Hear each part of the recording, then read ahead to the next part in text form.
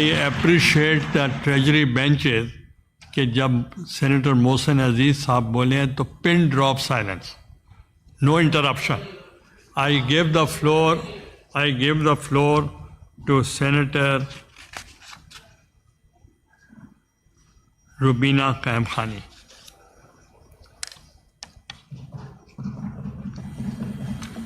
بسم اللہ الرحمن الرحیم.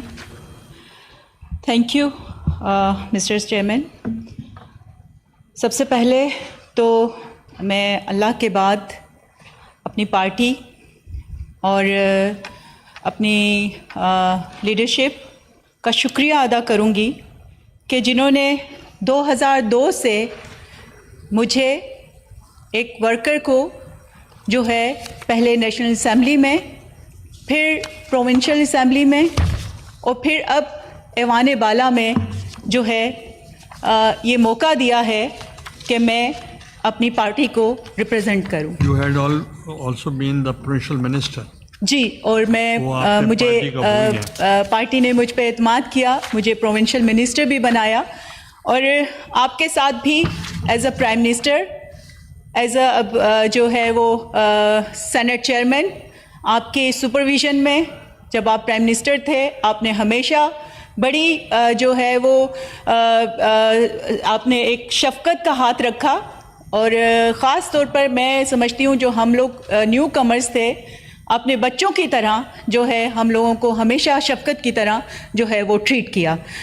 جناب چیئرمین, آج کا بجٹ جو ہے وہ 2024 اور 25 کا بجٹ جو ہے وہ اس پہ ہمیں بولنے کا موقع مل رہا ہے. جناب چیئرمین, میں سب سے پہلے پیپلز پارٹی کی ایک ورکر اور شہید ذوالفقار علی بھٹو اور شہید محترمہ بے نظیر بھٹو کی جیالی ہونے کے ناطے کہنا چاہوں گی کہ پیپلز پارٹی غریب کسان اور مزدور کی پارٹی اور آواز ہے. چاہے کوئی فورم ہو, پیپلز پارٹی نے ہمیشہ عوام کے حقوق اور مسائل کی بات کی ہے. آج بھی قائد شہید ذوالفقار علی بھٹو اور شہید محترمہ بے نظیر بھٹو اگر آج عوام کے دلوں میں زندہ ہیں تو وہ اقدامات اور پالیسیز ہیں جو عوام کے لیے انہوں نے اٹھائے, جس کو آج چیئرمین بلاول بھٹو زرداری جو ہے ان کے ویژن کو آگے لے کر چل رہے ہیں. جناب چیئرمین, بجٹ پر عوام کی نظریں ہوتی ہیں, ان کے لیے کیا ریلیف ہوگا, مہنگائی کم ہوگی, تنخواہیں بڑھیں گی, ٹیکسز کم ہوں گے. کسان, مزدور اور ملازمین ایک امید لگائے بیٹھے ہوتے ہیں کہ حکومت بجٹ میں ان کو کیا ریلیف دے گی اور ان کی مشکلات و پریشانیاں کیسے کم ہوں گی. بجٹ آتا ہے, اس میں ترجیحات عوام نہیں بلکہ عوام پر مختلف طریقوں سے بوجھ ڈال دیا جاتا ہے, ٹیکسز کی بھرمار کر دی جاتی ہے, کسی ایک چیز سے کچھ ریلیف دیا جاتا ہے تو مزید 4 چیزوں پہ جو ہے مہنگائی کو بڑھا دیا جاتا ہے. میں سمجھتی ہوں کسان, ورکرز اور مزدور کو جب تک ہم سہولیات اور ریلیف فراہم نہیں کریں گے تب تک ملک ترقی کی راہ پر گامزن نہیں ہو سکتا.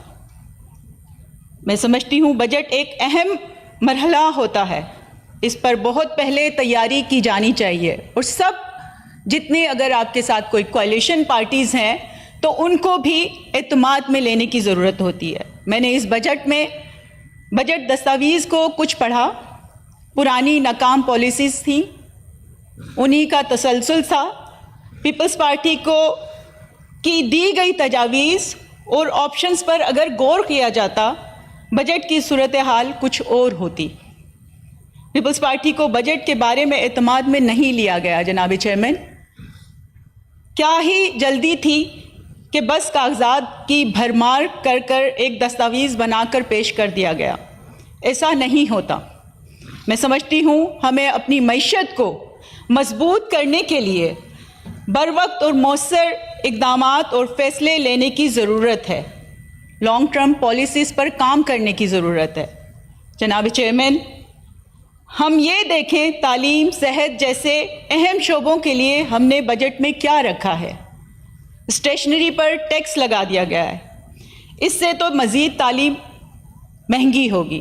میں سمجھتی ہوں آلریڈی جو ہے 2 کروڑ کے قریب جو ہے بچے تعلیم سے محروم ہیں, اور یہ تعداد جو ہے مجھے مزید بڑھتی ہوئی نظر آ رہی ہے.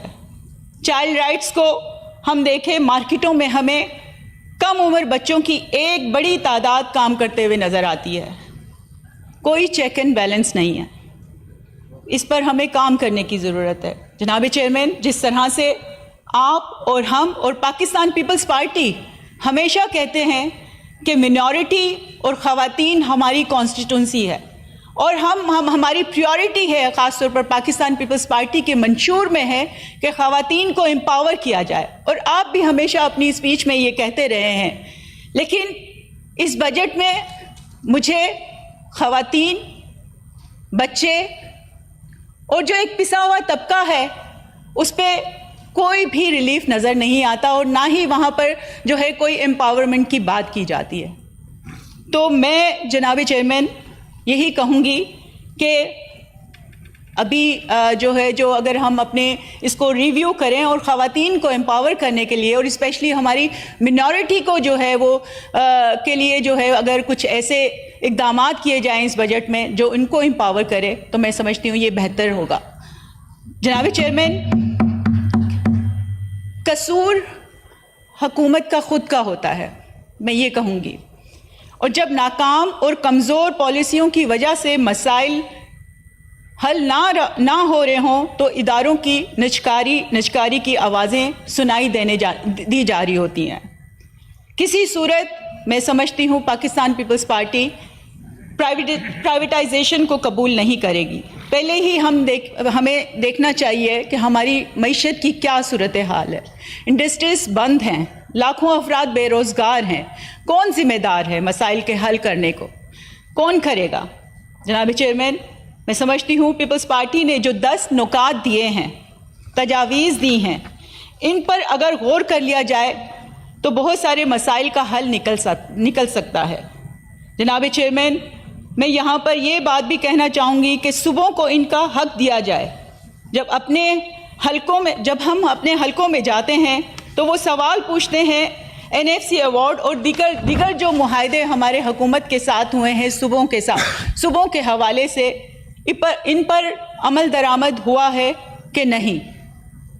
میں یہ کہوں گی کہ جناب چیئرمین, بہت سارے ایشوز ایسے ہیں سندھ کے جو فیڈرل کی طرف سے نیگلیکٹڈ ہیں, جس میں NFC ایوارڈ ہے اور بہت سارے واٹر کے ایشوز ہیں.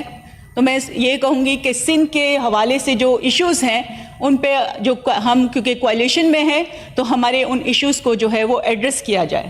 جناب چیئرمین, ایوان میں کل پرسوں اراکین سندھ کی بات کر رہے تھے.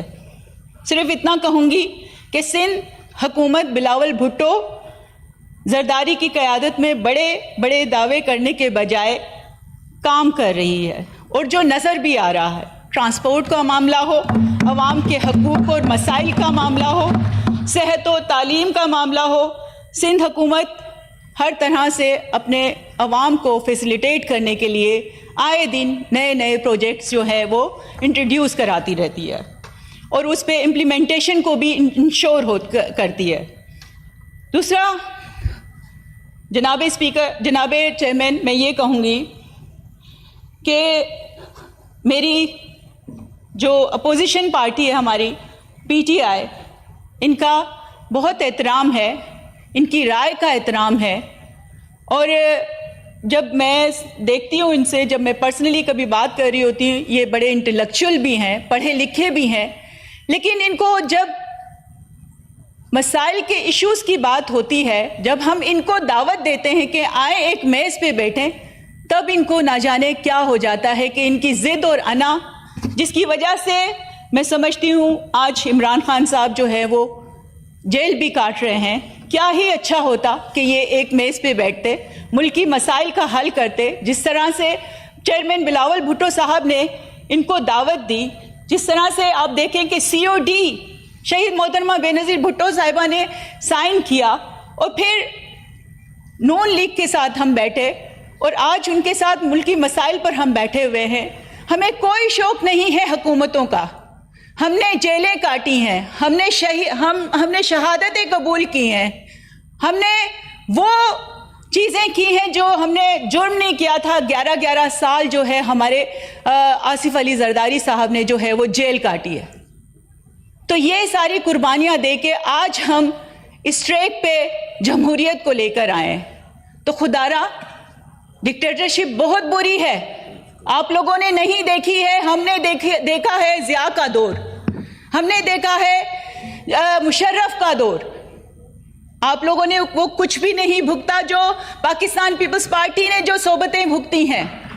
تو میں یہ کہوں گی کہ آئیں ایک میز پہ بیٹھیں, ہمارے ساتھ ملک کی معیشت کو کس طرح سے بہتر بنانا ہے, ہمارے کل کے فیوچر کو کیسے بہتر بنانا ہے, آئیں بیٹھیں, ہم ایک میز پہ بیٹھ کے بات کرتے ہیں. اس طرح سے شور شرابوں سے جو ہے مسائل حل نہیں ہوتے. میں آخر میں ایک شعر کہوں گی, فرد قائم ربط ملت سے ہے تنہا کچھ نہیں, موج دریا میں ہے بیرون دریا کچھ نہیں. تو اگر آپ سسٹم سے باہر رہ کے کسی بھی چیز کے لیے لڑیں گے تو کوئی بھی, میں سمجھتی ہوں, کچھ بھی حاصل نہیں ہوگا. آپ کو چاہیے مل کے بیٹھ کے مسائل کا حل نکالیں. میں اپنی اپوزیشن پارٹیز کو میں یہ کہوں گی, اور اس ملک کو صرف اور صرف سیاسی جماعتیں بچا سکتی ہیں, اور ان کو چاہیے کہ بڑے